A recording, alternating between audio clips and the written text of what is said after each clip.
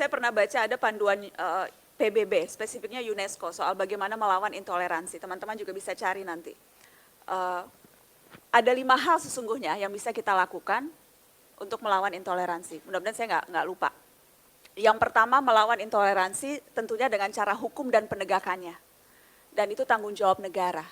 Negara harus memastikan hak asasi manusia ditegakkan dan harus memastikan akses terhadap pengadilan itu terbuka untuk semua, sehingga tidak ada yang main hakim sendiri atau mengambil langkah kekerasan untuk menyelesaikan konflik.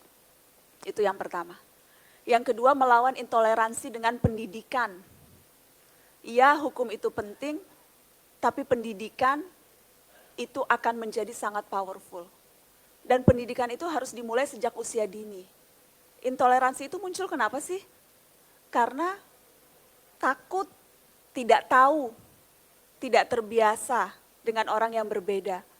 Ketidaktahuan itu menimbulkan ketakutan, karena merasa ini asing. Jadi ketemu orang yang berbeda, yang suku bangsanya berbeda, yang rasnya berbeda, yang agamanya berbeda, menjadi takut. Jadi penting sejak dini pendidikan soal betapa ini kita beragam, pendidikan bahwa berbeda itu rahmat, pendidikan bahwa itu sesuatu yang sangat wajar, itu harus dilakukan di sekolah dan juga di rumah. Jadi melawan lewat pendidikan.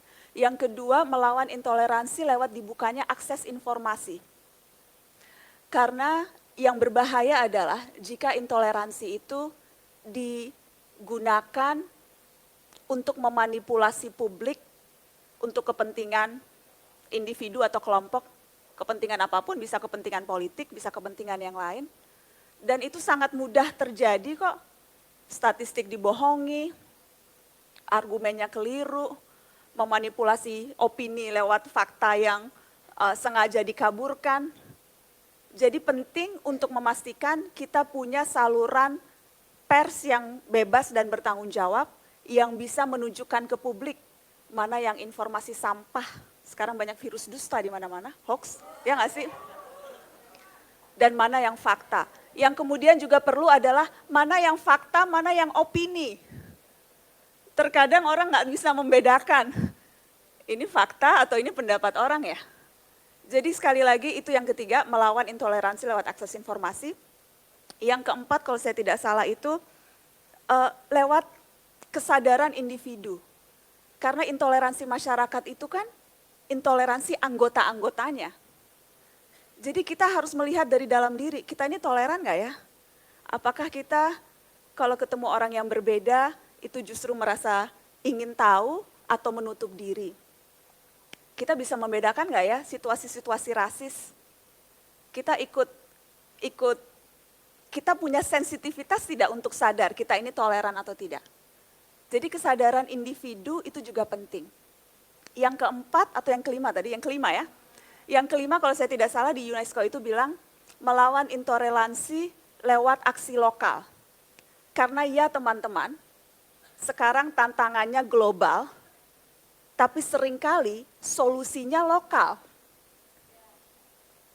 Semakin lokal, semakin global. Dan bukan hanya lokal, justru individual. Jadi sekali lagi jangan berharap pada negara atau pemerintah, biarlah mereka melakukan tugasnya. Tapi kita sebagai anggota individu masyarakat bisa melakukan banyak hal kok. Bisa berkelompok, bisa membangun jejaring di akar rumput, bisa terlibat dalam kegiatan perdamaian, bisa daftar ma'arif institut untuk ikut acara menyebarkan perdamaian dan alhamdulillah keterima. Ya nggak sih, bisa melakukan banyak hal. Ada satu program yang saya kagumi betul-betul, teman-temannya Dimas juga, Ayu. Mungkin Dimas bisa nambahin, punya program Sabang Merauke. Itu program pertukaran pelajar antar daerah. Jadi anak dari Maluku di bawah 2 minggu tinggal di Jakarta atau kemudian tinggal dari keluarga muslim, anaknya anak dari Nasrani. Jadi sejak SD pun atau SMP kalau saya tidak salah, SMP itu sudah dikenalkan dengan perbedaan.